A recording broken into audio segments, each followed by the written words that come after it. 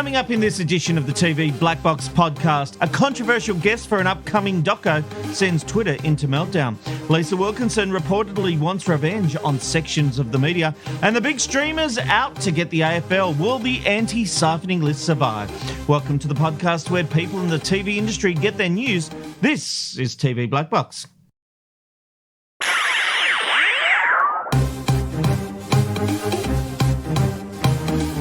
This is TV Black Box, bringing you the inside goss from the TV industry. Hello, I'm Rob McKnight. We'll meet the panel in just a moment, but first...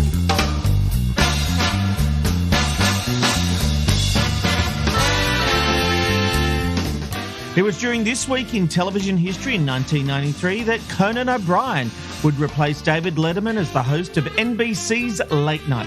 Letterman left NBC when he wasn't given The Tonight Show. After Johnny Carlson's departure, Conan's series ran for 16 years and aired over 2,700 episodes, and it all ended so wonderfully between him and NBC. Thank you for your company for this edition of TV Black Box. Tonight, I am joined by the viewer's advocate, Steve Malk, actress Sarah Monahan, TV reporter David Robbo Robinson, TV Black Box contributor Aaron Ryan, and magazine writer Philip Kosh. Just another quiet week in the world of TV magazines or magazines in general? It's never a quiet week, Rob. So. But you may have all noticed that the magazines have got a lot nicer lately. I believe they've had some research that has told them that people want nicer stories. So less scandal, more inspiration you're going to see in the coming weeks. Interesting. It will be interesting to see whether the sales reflect that, because sometimes what people say in research can be very different to the realities. 100% agree. So it will be interesting. I think you need a mixture of everything in women's magazines, just like you do on a podcast like this, Rob. Oh, and that's a nice segue because there is a lot to discuss, a whole array of topics. Let's get into it. And with Brewing currently not on our screens, Todd Sampson has been busy filming a documentary for 10 and Paramount+. However, it's already facing a backlash before it's even gone to air. The series is set to focus on love and hatred and how social media shapes our society. Sampson has interviewed and was photographed with the far-right extremist Blair Cottrell. Now, this has ruffled feathers, with critics saying he shouldn't be giving a platform to people with Cottrell's views. Robbo, this to me is cancel culture. People have to be cut. The narrative you don't agree with. Yeah, I think this is ridiculous. If you're going to make a documentary or a documentary series, you need to have all sides of the argument, and this is a big side of that argument. It's half of the argument in the way that those right-wing, those extremist views are broadcast and how they shape the discourse in society. I think it's ridiculous if you can't speak to these people. They are part of the story. There was some research done where it said that people put themselves into social media bubbles where they only ever see and interact with people with the same ideals as them. So then when they see on the outside that other people have different opinions and don't agree with them, then all hell breaks loose. And that's just not the right way it should be. I encourage everyone to follow people that you wouldn't normally on social media so you don't get into that bubble. You need to have a more rounded idea of what the world is like. And especially if you're doing a documentary on that very subject, you need to have all sides of the argument. It's as simple as that. That's why I follow Malk. Aaron. Look, I agree with Robbo. Don't get me started. The path to education on controversial issues is not to bury your head in the sand. Education is about bringing people together at a table in a responsible way to listen, engage, and discuss issues. And I think Todd Sampson in particular, I obviously haven't seen this particular documentary, but in the past, he does find a way of having that fine line, but doing it in a way that is responsible. So I don't have any problems with him with this documentary, because I'm sure he'll do exactly the same. Surely there's someone in this panel who disagrees with the idea that Todd Sampson should be able to interview whoever he likes. Malk? Wow. Good evening, Robert. I'm going to surprise you in part. I think that when we're going to engage in, as Robbo so eloquently put it, a documentary situation where we want to look at a situation, to do that, you've got to look at both sides of the story, ostensibly, or if you want to do it in a way that's reasonable.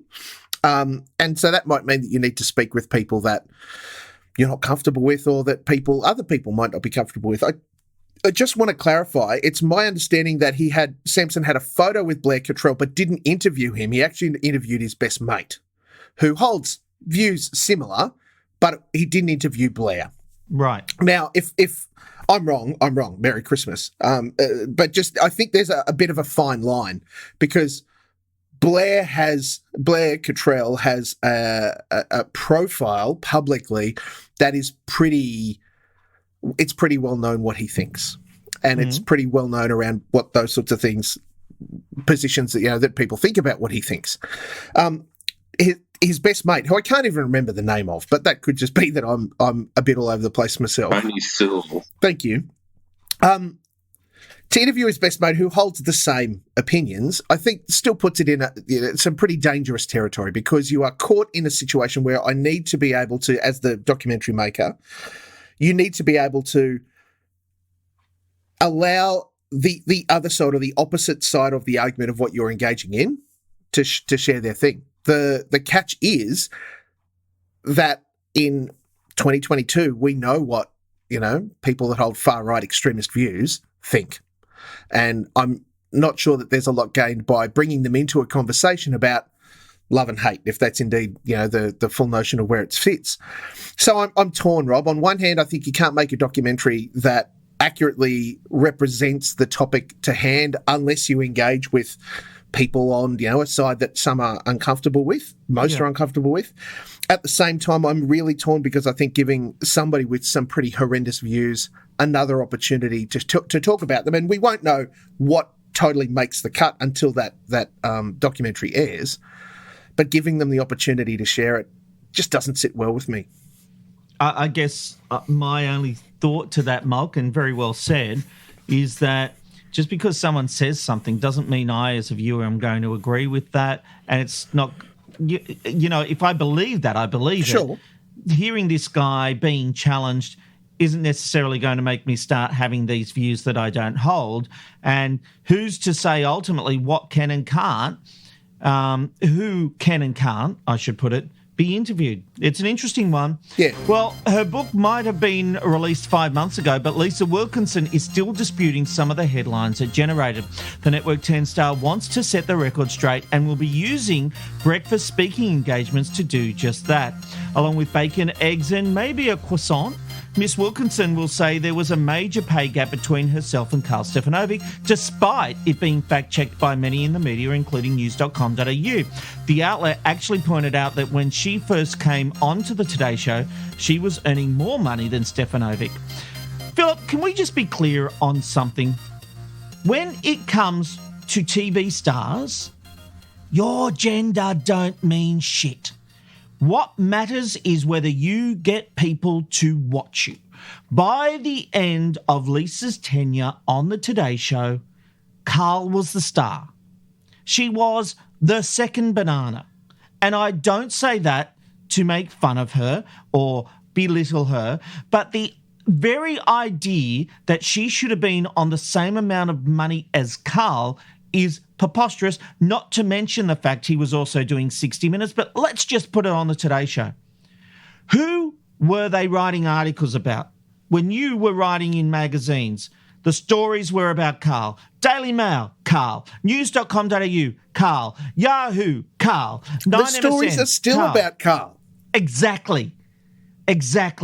So I'm not saying Lisa's not popular. I'm not saying that she doesn't generate headlines, but if you did an audit during their time together on the show, who drove the headlines and the press and publicity for that show? It was Karl. Why on earth do we think that people deserve the same money when they're on air? You don't. You get money based on your talent and your ratings appeal. If people aren't watching you or aren't talking about you, you don't get paid as much. If Lisa was the star of that show, she could quite rightly get paid more. Ida Buttrose got paid more than anyone else on Studio 10 because she was the star. She was the biggest name. By the end of Lisa's tenure on the Today Show, Karl was the star. Why are we still talking about this? Well, we're talking about it because Lisa needs to sell a book. Look, it is ridiculous to think that she considered herself at Carl's equal in terms of generating an audience or column inches or anything else. That was simply not true. I think it was a bit more complicated than what people have said. Channel 9, we learned more detail about her salary and Carl's salary than we ever have before with two TV stars. So Lisa had a whole bunch of side deals that were earning her, I don't know, somewhere around, I think, $1 million a year anyway. Yeah. Carl did not have any of those deals. He signed himself completely to Channel 9, and they were able to exploit his brand, obviously in partnership with him, but exclusively. So there's that. And also, I completely agree with you. The star of the show always gets paid the most amount of money. It doesn't matter whether it's a man or a woman. If traditionally women have been paid less, then I think it can be a few factors. It can be perhaps negotiation skills and who represents them. I think that's a big part of it in TV. Carl's well represented and a great negotiator. I have no doubt that he might have fueled those rumours that Channel 7 were going to poach him.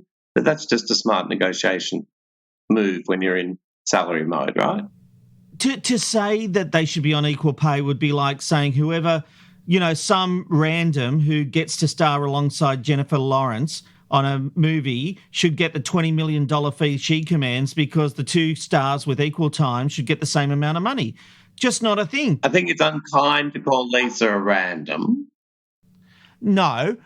She's not a random, but my point is, even a star of some note who's not as big as Jennifer Lawrence should not get the same amount of money as Jennifer Lawrence. Well, he was kind of a random at the beginning, wasn't he? Like, that's what we're saying at the beginning of today's show. And he got paid less. He was the random. Yeah. Absolutely right. Yeah, if we take it back to then, she was the biggest star. She got the biggest salary. It's got to cut both ways, doesn't it? Sarah, all the men have had a say on this issue. You're our token woman. You're getting paid the same as all of us. Yes, I am. Absolutely nothing. I agree with you. I think that you should get paid on your talent. And if she is more talented and she is getting more views, but like when I see things on social media in the US that come out of Australia, it's always Carl.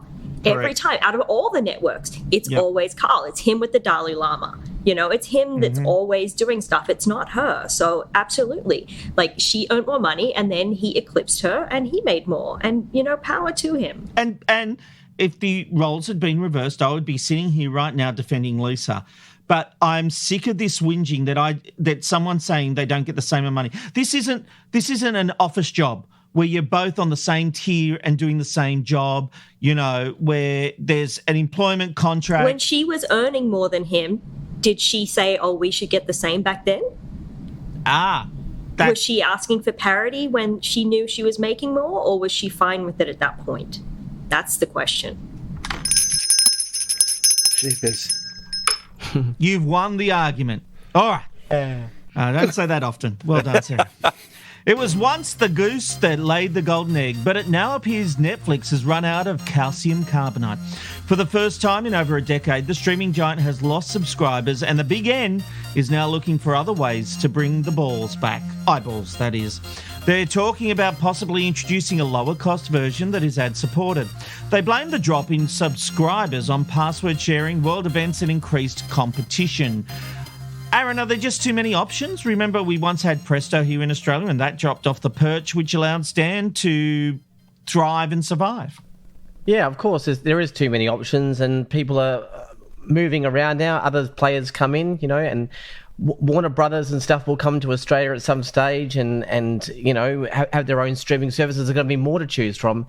But on this issue, this is one of those things I'm going to have to get educated on again. The bit I don't understand is how the mathematics add up. So if you had, if I can just do a quick example, if you had 1 million subscribers paying $12 a month, and then you offer an ad support feature, and you get an extra 500,000 extra subscribers, but then you have 300,000 of your million swapped to the free option, so you've now got 700 full paying and 800,000 ad supported. This is a total guess, but I'm guessing you're going backwards with the money. I would say having 1 million full paying customers is better than having a mixed. Well, you got to think, for every ad that they show, right, they can make more money from the advertisements than they can per subscriber. If a subscriber is paying $12, right, per month, but you can sell multiple spots at, I don't know, just say a cost of $100 CPM, so, $100 per 1,000 clicks or subscribers or who watches that show, you're suddenly making a lot more money per month than you are just from your subscriber model. I would have just guessed, though, that because most models are paying monthly and they're not ad supported, is that they're making more money. The model of a streaming service is to pay a monthly subscription and not be ad supported because they make more money. What Rob's saying is that by having the people that pay the lesser amount for the ad-supported platform, Netflix are double dipping ostensibly by getting additional income from the advertisers paying to have their ads in that ad-supported platform. So Netflix, they're not going to do it because they're nice people. They're going to do it because they want to make money. One of the interesting things about this whole advertising model, if Netflix went down this path, would be transparency. So until now, Netflix don't have to release any data, any numbers. Even the people who make the shows don't know how many people are watching. But if you're suddenly selling advertising, those advertisers want to know how many people they've reached, how many people have seen that ad.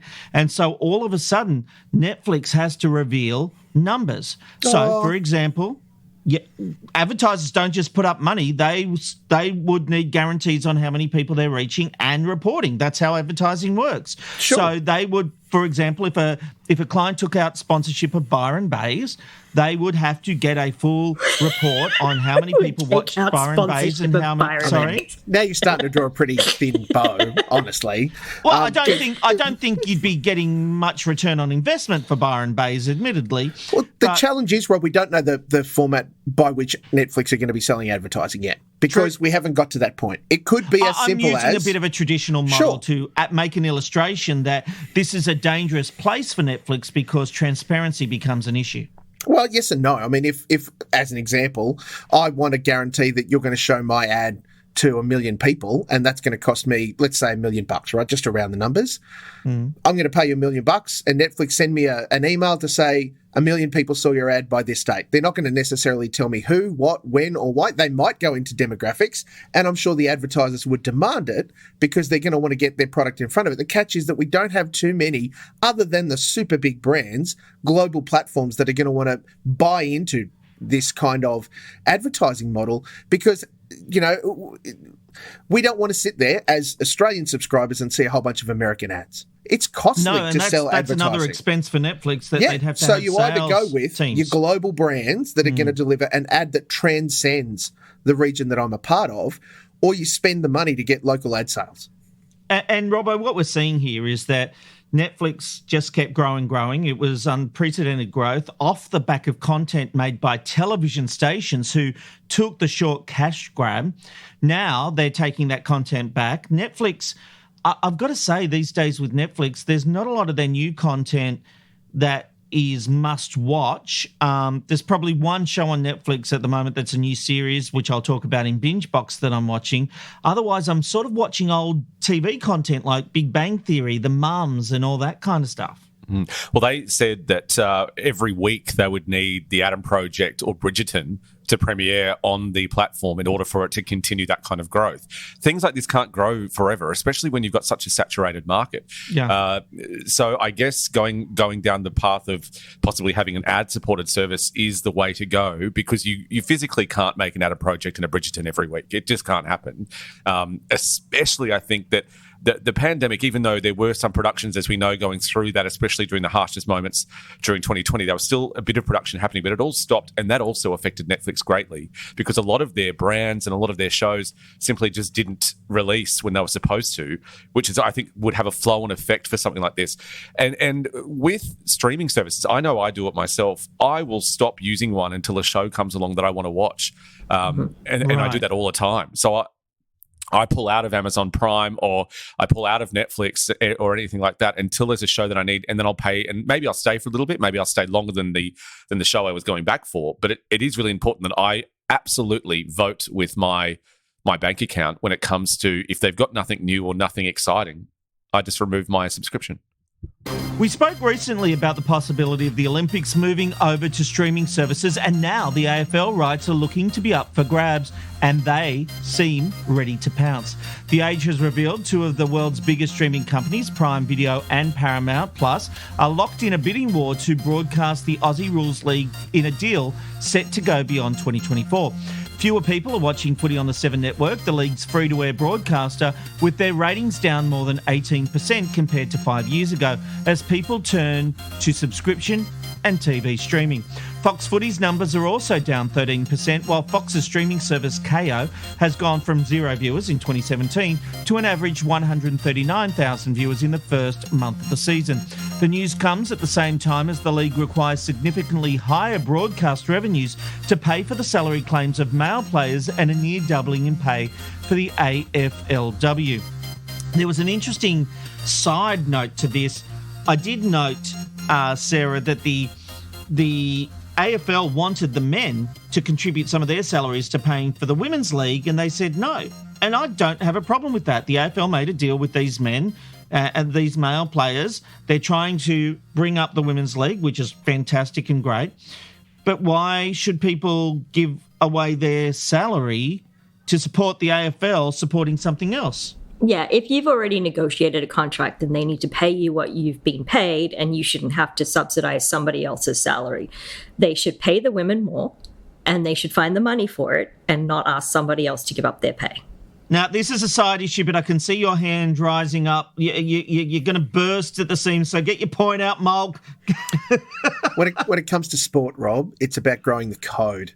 And in the AFL situation, I completely agree with what has been said. If the contract has been made, you pay the people what you owe them that you contracted. We're all about growing it with the women's side. No one's disagreeing with that. It is not an unreasonable request from the AFL to make. It wasn't a demand, it was a request from the AFL to make of the male players to offer some money to help support, to lift the pay parity situation from the men to the ladies, so that they all had the opportunity to earn some more cash, because the AFLW is becoming a much more bankable product. And that in itself is something that the AFL want to support and they want to grow. It also makes a real pickle for the AFL because they can't afford to pay all of them all of the money that they're asking for, because there is literally a limit to how much money can be paid out of particularly the free-to-air market. Okay, so let me ask you this. Ratings are going down. Seven are going to go in hard with their negotiation. Sure will. So they won't want to pay more to get fewer ratings. For sure. Will Australians accept that if the AFL goes onto a streaming service, push the anti-siphoning list to the side for a moment, right? Sure. Would Australians accept that if the AFL went and said, we're going to go with Amazon Prime, they're offering us $1 billion, $1 billion, sure, and we're going to be able to put all that money into growing pay parity with women and all that kind of stuff. We can put money into club sport. Do you think Australians would accept the idea of paying for their AFL? Well, firstly, the executives at Foxtel would need a nurse to help them change their pants, because $1 billion in opposition to them. I mean, Seven and Foxtel have already paid the AFL $1.1 billion in a deal, a deal ago. They paid them that much together already. That was a 5-year deal or something, wasn't it? Sure. Yeah, $1 billion for a year would be outrageous money and exactly the right sort of money to warrant the conversation. We're in a unique position where there is a significant number of people who currently pay to watch the AFL now. Yes. On either Kayo or Foxtel. Yep. And they are disadvantaged, as we've discussed before, because of the legislation that means that they have to watch some of the games on 7. Absolutely, they have to watch the AFL Grand Final on 7 because that is the law. And if all of a sudden a Prime or a Paramount popped up and said, hey, we want to do this deal, well, Foxtel will be concerned. But I think given that there's really no legislation around it and it would probably need to pop up pretty promptly given the anti-siphoning list, the AFL would be mad not to take it. And I think that the audiences, once they got over, oh, but now I have to pay to watch the AFL, all of that sort of stuff. I mean, we're halfway there now. Anyone that is serious about their AFL pays to watch their AFL on Foxtel or Kayo. Sure. I think Australians would be up in arms if the only option was a subscription service. I think it's un-Australian. You can always go to the pub and have a beer and watch it there. It's the only time I watch sport is when it's on at a bar. Seriously. And the challenge is, Philip, you're right. They would be over just, there'd be pitchforks at the AFL headquarters. And I think, depending on how much it cost them, they'd get over it pretty quickly. Because there'd be all sorts of incentives. We know they're not going to tear down the anti-siphoning list. We know that. It's politically dangerous. The networks would turn on any politician trying to do that, any party trying to do that. And I personally, Philip, don't see a problem with big events like that remaining on free-to-air TV. Well, I think Australians expect them to. Yes, you can condition people for certain things, but I don't know, you're messing with the national game. Yes. The clock's ticking on that though, right? Like, it can't stay like that forever, probably even the next 10 to 15 years. It won't stay like that. Well, then you're throwing the whole question of whether free-to-air TV will exist in 15 years. And that's a much bigger question. Well, last week we discussed the controversial Twitter list published by ABC presenter Fazia Ibrahim and the broadcaster's subsequent investigation into her social media. Well, now they've taken some action and whisked her off air without explanation. Eagle-eyed viewers noticed Ibrahim was missing from her usual presenting slot over the weekend, leading to speculation as to whether she had been dropped by the broadcaster. She became embroiled in controversy after it was uncovered that she kept a list of, and I quote, Labor trolls / thugs on Twitter and another labelled lobotomised shitheads. The ABC confirmed on Monday that Ibrahim has taken a break from presenting while her social media activity is under review, with her comments reportedly causing quite the stir inside ABC headquarters. I feel like I should say that as quite the stir inside ABC headquarters.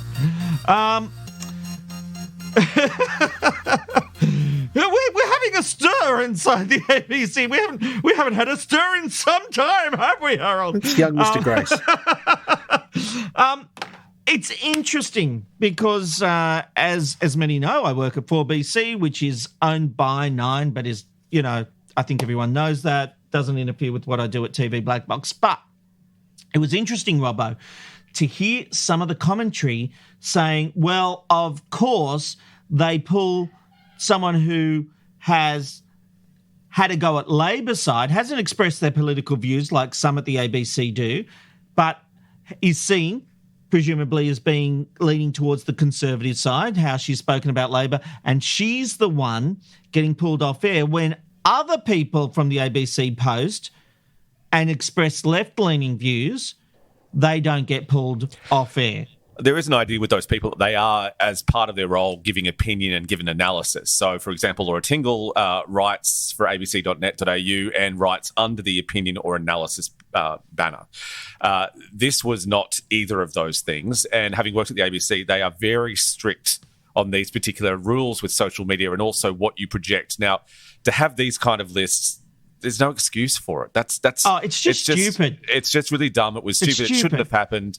And rightly so, she's being dealt with in that way. We don't know. The ABC hasn't confirmed. They said that she's taking a break from presenting and her social media is under review. I don't think we should read too much into the fact that she's removed any references to the ABC from her Twitter handle.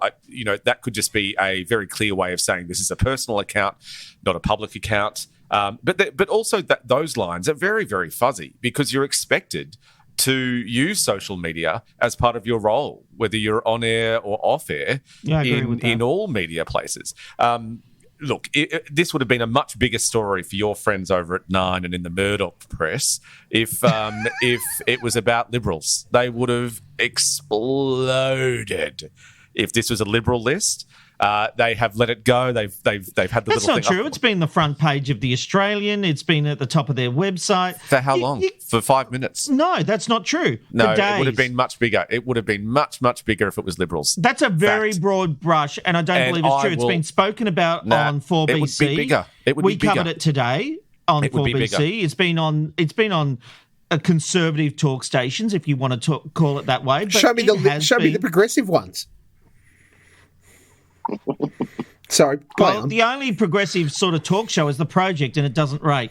So didn't go down that far. It definitely would Wow. have been a bigger story if she was targeting Liberals, for sure. Easy thing Guaranteed. to say. Oh, but it would have been. Let's not It would have have this. been. Let's Rob. not have this argument because there's just no point on that. Thanks for listening to last issue week's show, is, Robbo, by Aaron, the way. do you think she will survive this?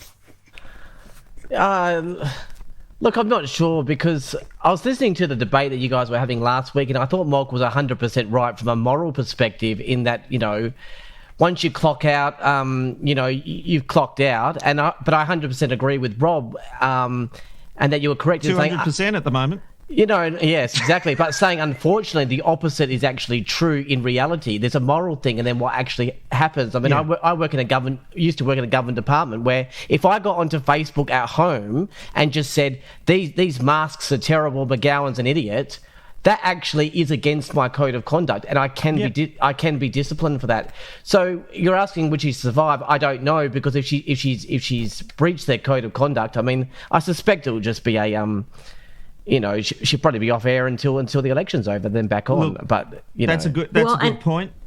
It probably also depends on what she said when they pulled her into the meeting. Like if she said, I'm so sorry, I thought my things were separate, versus maybe she said, well, they deserved it because they are idiots. You probably get two different responses to whether she comes back on air. I actually think this is a tough one for the ABC. It's a lose-lose situation. They're going to annoy someone with whatever decision they make. And she was just stupid for putting the ABC and herself in this situation. What we need to know, Rob, is whether or not, because there was very clearly the Labor biased, Labor shitheads or whatever she called it, or the Labor trolls, was the lobotomised shitheads also Labor, or was that a non-partisan Yes, it was also situation? Labor. Also a Labor run. Wow. She was really nailing her colours. That was when she named Labor politicians, I believe. All right, let's take a look at some production news. And you might remember TV Black Box was the first to report that reality game show $1 Million Island would be coming to our screens. Well, the Seven Network has confirmed the world's most exciting new show has been commissioned and will likely air against Married at First Sight in early 2023. It's being billed as a social experiment that is part Survivor and part Squid Game, with 100 people competing for the chance to win $1 million while living on a remote desert island. Not dessert. You get the dessert once you've had the $1 million.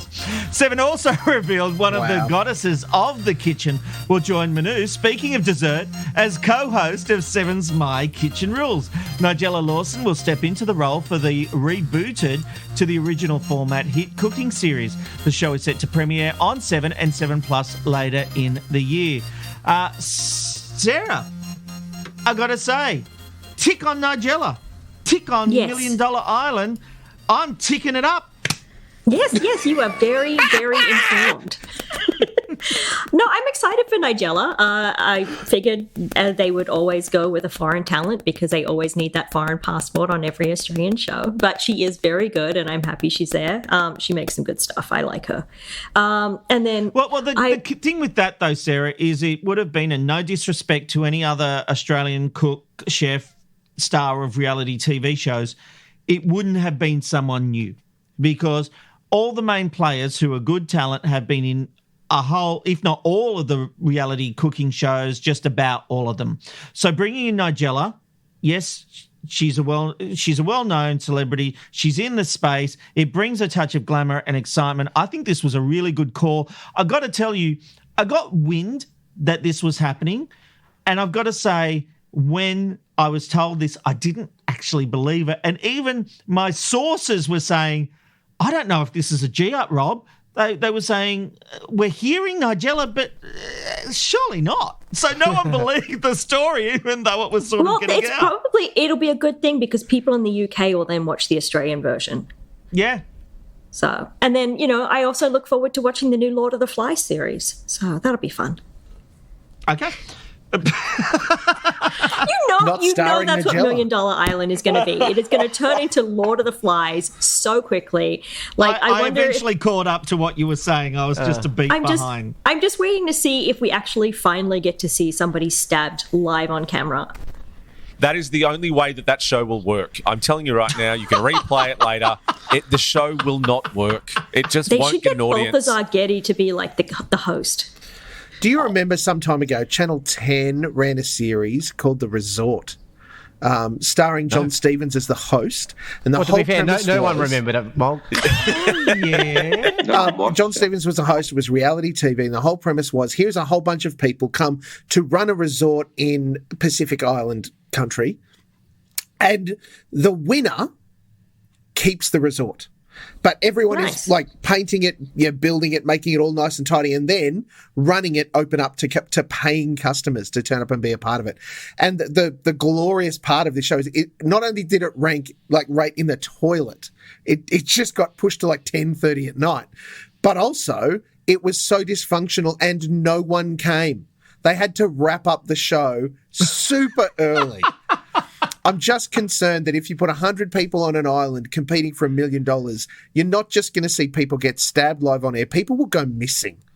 People that haven't even been introduced won't appear on the show because they just you find their bodies buried. It won't work. It just won't work unless stuff like that happens. I'm being serious. That show will not rate. I'll won't. be taking a look. I'll be watching it. No, people will watch it at the beginning. No doubt. It'll get great numbers at the beginning. It will fade quicker than an analogy that I can't think of. Okay. Then The Resort. Thank you. Speaking of John Stevens, obviously was part of In Excess. There is a story, there is a book on, remember that documentary series about finding the next lead singer of In Excess? Yes. There is a whole story about how that came to fruition and the deals and the things that happened and the person who came up with the idea. You know who I'm talking about. I know this person listens to the podcast. Can you remember the person that won? Yeah. What was their name? Was it Adam Lambert? I thought it was Arnold. No, Johnny. No. I wanna say J.D. Jack. Fortune. JC. Oh, JC. J.D. Fortune. JD. Very memorable. J.C. My God. But let me tell you, if that book ever gets written, oh my God. Anyway, it might feel a little outdated, but last week was actually the final week of the Eastern On ratings period. That means the launch of The Voice, Lego Masters and MasterChef will not be included in end-of-year survey shares. In saying that, it was Team Red that won the network week with 31.3% share.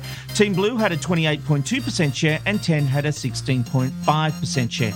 ABC was down there on 15.1, SBS 8.9, and in primary shares, 7 was the winner again with 22.2, 9 was second on 19.1, and the ABC was behind 10, who managed to stay in third place on 10.5, with the ABC on 10.2, SBS 4.9, 7 Mate, and then 7.2 were the top multi-channels.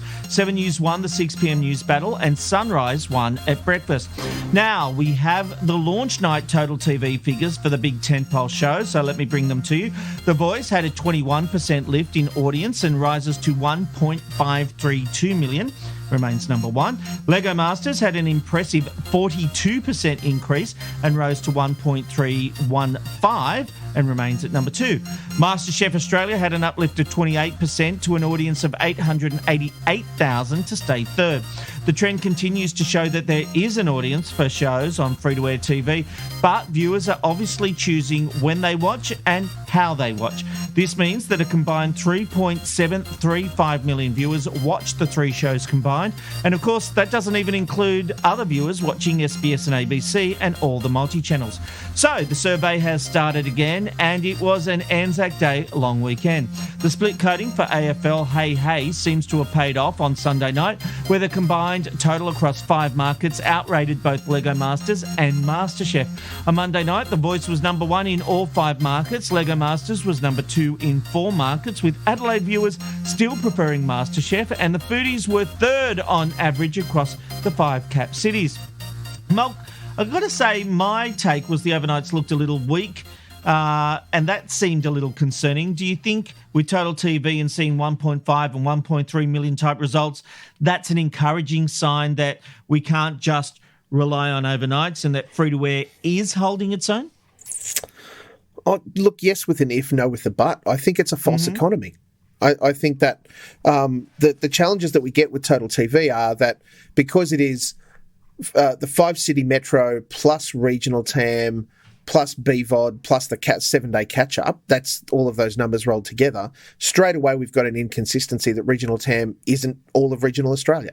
And it's not equal apples-to-apples markets even then when that happens. So yeah, I think national figures automatically skew towards 7. Because they have more reportable, affiliates in markets that deliver that content.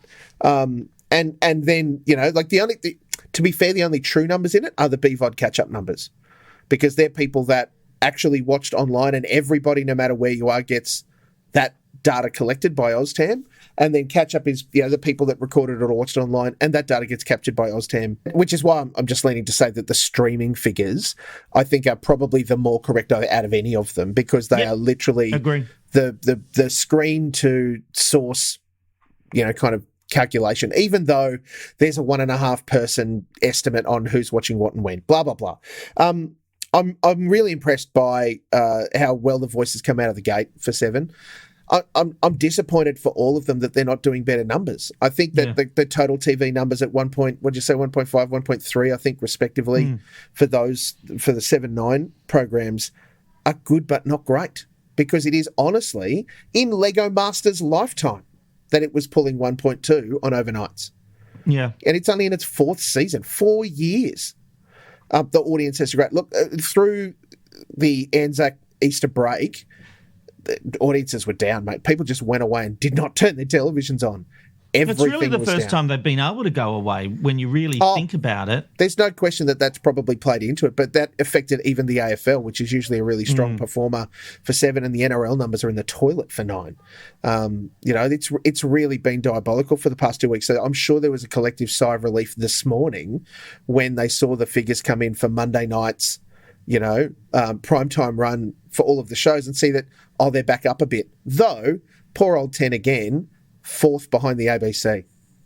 Like that, they're on just Monday night. Yeah, they're just struggling 6 ways from Sunday. And it wasn't because it was a bad episode of MasterChef. It's just that Monday night is still that, it's either well or really well programmed public affairs, current affairs stuff from the ABC. Yeah. Yeah. And 10 are still having troubles with their football. Did I see you report they came 8th on Saturday night? Saturday night, if you line all of the channels up, 10 came 8th. Behind 2 of 7's multi-channels and 1 of 9's. Jesus. Yeah, and of course then all of the other primary channels. Like, that's nothing about that. 3.7% share for 10 primary channel is bullshit when they're trying to grow the A-League. Yep. Well, and the A-League stuffing them over, as we discussed last week. Aaron, I've got to say, I feel like 7 played a blinder on the first night of ratings. What was it, a 34% share or something like that, with their split coding of running an episode of Hey Hey up in Sydney and Brisbane and running AFL down in Melbourne and Adelaide. That worked. Oh, it did. And I mean, I said it before, if you had have run the AFL and then run a movie in the other markets, which is Sydney, Brisbane and Perth, Sydney, Brisbane and Perth would have absolutely turned to Lego Masters and MasterChef. There had to be something that actually was there to be strong enough in those markets, and obviously Hey Hey was that thing. And can I say, by the way, we did the guessing, and I was correct. The Voice, Lego Masters and MasterChef. Molk and Rob? Oh, I don't remember that, mate. I don't remember having that discussion, I've got to say. The real challenge for Daryl and the Hey Hey special is that when you add the 2 weeks together, it's slightly bigger than half what the broadcast special was last year. So that doesn't bode well for the next 2 things. Can I offer an observation on that?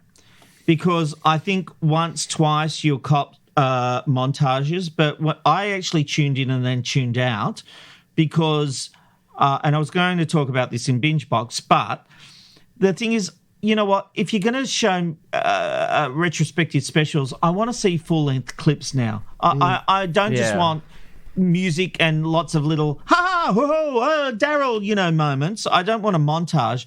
I want to see chunks of the show.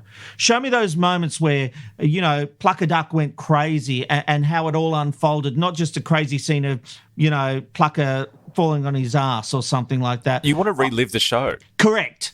And what we've done in these last specials is just montage. We haven't enjoyed the feeling we got from Hey Hey by experiencing those moments. Agreed. And I think that's the killer, because it's diminishing returns. If they want to use these retrospective specials, show us longer moments, and presumably a Red Faces special will do that because you'll get to see the full act. Yeah. Well, also, I don't think. Yeah, I don't think Seven, though, were expecting a audience like last time. It aired, obviously, in split markets, and it aired on an Easter long weekend, and then it aired on an Anzac Day long weekend. I mean, together, that was never going to produce... Yeah, but I'm just telling you what I experienced as a viewer where I turned it off. Yeah, and I did watch it too, and I was thinking, there was very, 10 seconds of this and 20 seconds of that. I wanted to see the whole thing as well. Yeah. My question is, given Steve Martin was trending on Twitter today because of an SNL skit from the 1970s, can we actually show full clips of Hey Hey It's Saturday without some young kids losing their mind saying that it's inappropriate and trying to cancel it? You probably have a bigger issue with the owner of the content coming at you to say you can't broadcast it without my say-so, and where's my $50? And look, the simple fact is that Daryl Summers owns all the Hey Hey material, so he's fine to do that. He can run whatever he likes. But you know what, Sarah, when you started, I was about to jump in and say, Sarah Strange, random segue of the day. But It did leave that. I wondered where the hell you were going, but you got there. All right, still ahead on TV Black Box, big changes in morning TV over at 7. A home and away actress goes to court, and we'll find out what everyone's been watching when we open the TV binge box.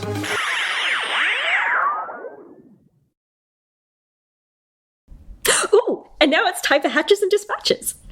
I'm so excited. I'm so excited. I get my own piece. Soon after taking on her role as Seven's director of morning television, Sarah Stinson has announced new bosses for the department. Former supervising producer of Sunrise, Jasmine Costas, will now take on the newly created role of managing editor of The Breakfast Show. Glenn Carrow, who has been Studio 10's lineup producer for the past few years, will be the chief of staff. And finally, Mark Whitmore Burney will be the network's entertainment editor. Former Home and Away star Jodie Gordon and her ex-boyfriend have been banned by courts from speaking to each other for 2 years. A breakup and physical altercation is alleged to have been the motivation for the police to apply for an apprehended violence order, which applies to both of them. Sky News has announced the second debate in its election 2022 marginal seat debate series. The Sky News People's Forum, North Sydney, will take place on Thursday, April 28th at 2 p.m. as sitting Liberal MP Trent Zimmerman, Labor challenger Catherine Renshaw, and Climate 200-backed independent candidate Kylie Tink face voters in a three-way showdown. And that is this week's Hatches and Dispatches. Thank you, Sarah. We're going to race to our TV binge box. I'll start us off. I've been watching a bit of Doctor Who. I've been watching Doctor Who Dragonfire and Remembrance of the Daleks, Sylvester McCoy era from the original series. I've been watching the Sky News Leaders debate, which I actually thought was very well produced and actually very well done. Russian Doll Series 2, I'm 3 episodes in, and there's a lot of dialogue in this show. She talks a lot. And I love where this series has gone. It's just there's a lot of talking and a lot to follow. I just want to make one quick point. So tonight, while I was waiting to do the podcast, the news services up here in Queensland started off with breaking news. Now, it was 6 o'clock. It was pitch black. Breaking news. I looked at my screen, and they literally showed a montage of something that happened at 2 o'clock. So this event happened at 2 o'clock. It's probably still going. It was having a major impact. So it's a developing story. It wasn't a breaking story. It's not breaking when I'm looking out my window and it's pitch black and you're showing me pictures that are in the light of day. That's not breaking. Welcome to That's the Pennant news. Report with Rob McKnight. No, come on. Things that happened 3 hours ago are not breaking news. Come on, guys. I know we want it to feel exciting and happening now, but this is bullshit, and I'm over It's breaking news to them if they just found out about it. That's true, Sarah. Join us next week when Rob is just determined to sort out the difference between Anzac Day celebrations and Anzac Day commemorations. No, you know what? I've done some things in my time in the promo trails and, contributed to probably the downfall of news and all that kind of stuff. But you can't pull that crap if you want credibility. Anyway, Philip, take us through yours. Well, I watched a few new shows. I watched Gaslit on Stan, which is the Julia Roberts and Sean Penn are in it. It's based on the Watergate scandal involving Richard Nixon. And Julia Roberts plays a socialite, Martha Mitchell, who is the wife of Nixon's Attorney General, John Mitchell. Sean Penn plays John Mitchell. And look, Julia is great. I didn't realise it was Sean Penn playing John Mitchell, so I suppose to give credit to him, it's a fantastic performance. There's only one episode that's dropped on Stan, and I'm definitely going to stick with that. I also, thanks to Aaron, realised that Mayans MC Series 4 had started, I think, on Foxtel. And that's just a terrific show. In some sense, it's a spin-off of Sons of Anarchy, which I've never watched, but I really like this show. It's really well acted. And then I also caught up with an ABC show called Unforgotten, which is a cold case crime drama series. It stars Nicola Walker, who people would know from BBC spy drama Spooks, in which she played Ruth. She's just a terrific actor. It's a really strong role. And I'd sort of forgotten it was on. You can catch that on ABC iView now. Thank you, Philip. Aaron? Well, of course, I've been watching Mayans MC as well, so that was good. I do want to watch Gaslit, but that's dropping each week, so I think I'm going to wait for a few episodes to come out so I can sort of binge a few. I don't watch foodie shows at all, but my one exception is Gordon Ramsay. I just love anything that Gordon Ramsay does. So Seven's got a new season of 24 Hours to Hell and Back. It's on late night, depending on whether you're in a football market or not, but which is in my case. So I ended up just watching the whole season. It was really good.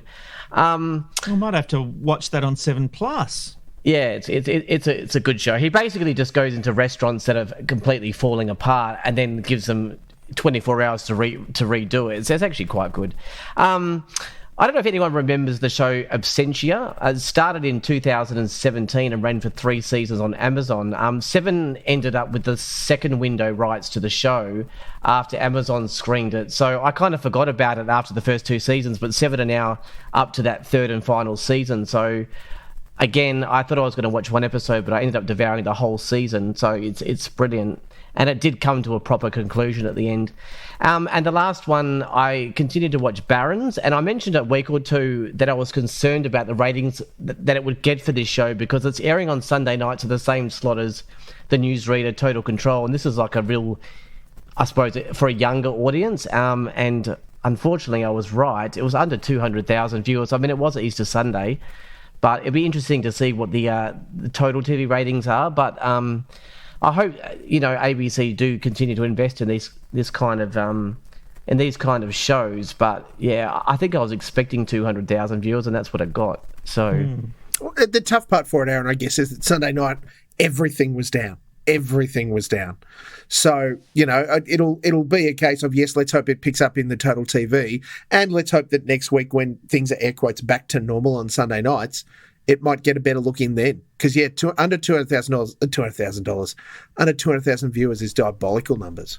I just got a feeling it will be still pretty low. It might get 250 or something next week, but I think it skews a lot younger. It's a much younger show than what the ABC audience are used to on a Sunday night in that 8:30 slot.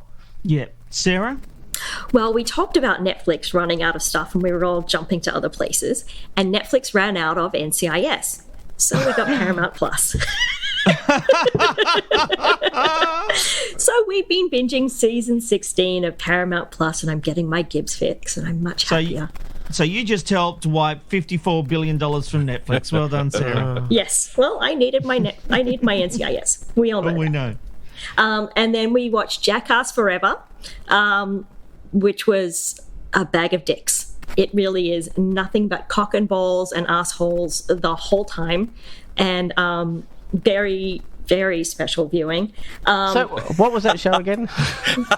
Jackass Forever. Yes. And that was because Matt's parents are not here, because we're at his parents' house. And when they were here, we enjoyed the Chef Show with Jon Favreau, who I forever respect, because nothing pisses me off more than watching. Yeah, but like, you know, when you watch a movie and someone's supposed to do a job, and we talked about it on Twitter this week about like someone's supposed to be doing a job and they have no skill at that. And I constantly watch chefs who have no knife skills, who don't know how to do anything. And I love the fact that this show came about because he spent a year learning how to cook. So when he did Chef the movie, he wouldn't look like an idiot. And I so love he the looked man like for he that. knew what he was doing, and he'd learnt all the skills. And so the third season's out, and it's actually really, really good. And you can watch it with people who only need PG stuff. And then we watched V for Vendetta, because we've never seen that. And I finally understood why it was so popular at the beginning of COVID. Just like when Jon Favreau went out for a year and learned how to be a bounty hunter when he was getting ready to make The Mandalorian. He wasn't the actor in that. Robbo. I watched Eurovision Song Contest. Don't you roll your eyes at me. It's a podcast. Robbo. I watched Eurovision Song Contest, the story of Fire Saga, starring Will Ferrell on Netflix. Oh, that was such a good movie. Brilliant film. Loved it. Also, I binged the hell out of Heartstopper, which is on Netflix. It's a wonderful British coming-of-age show about two teenage gay boys, and it's really lovely, and it doesn't follow the usual kind of narrative as you're watching it. It's just really very lovely viewing. So check that out as well. I've also been watching Modern Family. Oh, lovely. Bring us home, Mog. I am just ankle deep in Lego Masters with my family, and we're loving every part of that. Every time we get to see it, the circus is still high on my list, and I am pleased to announce that as a part of my deep love of the Better Call Saul and Breaking Bad franchises, I got to introduce my son to the first episode of Breaking Bad on the weekend, and boy, do we have a journey together coming ahead of us. It's going to be so good. I cannot wait to rewatch that with him. And the first part of the final season of Better Call Saul is running on Stan. Holy shit, it's good. Like, incredible television, a great well told. And I will even proffer that time of recording, the third episode has dropped, and it is outrageous. So smart, so good. It's TV that doesn't talk down to people. Better Call Saul on Stan. All right. Well, we need to wrap this thing up because Piers Morgan launches tonight. I'm looking forward to this. I've got to be watching Piers. I want to watch it. On Twitter, we saw he had the 7-minute intro, and I was watching it. My husband's like, I normally don't like anything Piers said, but everything he just said in that intro was incredibly true. And I think it's spoiler alert. I've stayed away from it. I'll be watching it's just tonight. a 7-minute thing on his why he's doing the show. But it's interesting that both his show and Elon Musk buying Twitter happen on the same day, because I think we are tired of being told that we're not allowed to listen to who we want to listen to. And I think society is going to shift back to more of a centrist, where we understand there's extremes on both sides, but you can choose who you listen to, and you can be adult and not tell people that they can't have a voice. You can just choose not to listen to it. Bullshit. And on that note, we appreciate you listening to TV Black Box, the podcast. And don't forget, you can get all the latest TV news. In fact, we broke the story on $1 Million Island months ago in February. So if you want to be ahead of the curveball, everyone else reports the press releases, we break the stories. Go to tvblackbox.com.au. It's where people in the TV industry get their news. Thank you, Aaron. Thank you, Sarah. Thank you, Robbo. Thank you, Mulk. And thank you, Philip. We'll see you next week.